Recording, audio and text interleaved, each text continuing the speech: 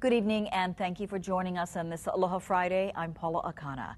It could be the first official report of debris coming from Japan on a crash course with Hawaii. KITV4's Laurie Amata is joining us now. And Laura, it kind of sounds like this may have UH researchers changing their predictions.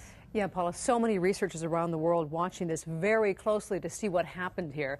Now, Paula, not long after the March 11th disaster, researchers had been predicting it would take about 2 years for the debris from Japan to hit Hawaii's west coast beaches.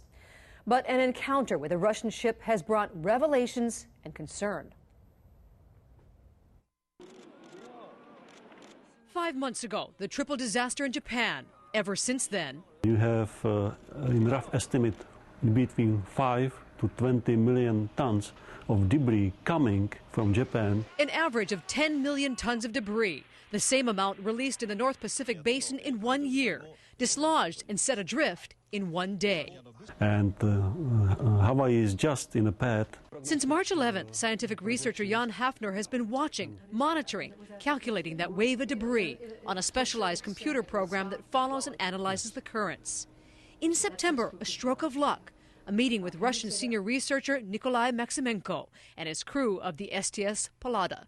They were here training on ocean currents, docked in Honolulu and on their way back home. Hafner knew they could help their path back to Russia. Exactly across the projected field of the tsunami debris. Soon after passing the Midway Islands on September 22nd, they hit the edge of the tsunami debris. They saw some pieces of furniture, some appliances. So anything that can float, they picked a fishing boat. A 20-foot fishing boat. On it, the word Fukushima. That's our actually first confirmed report of tsunami debris.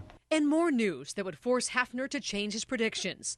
The crew hit lighter debris, plastic, styrofoam, the stuff carried by currents and wind, even sooner. So we projected the debris would hit Midway in spring next year. But based on the Pallada finding, the debris seems to be moving faster. Critical research as we wait for the inevitable. So we do not want to create a panic in public, but of course it's good to know it's coming.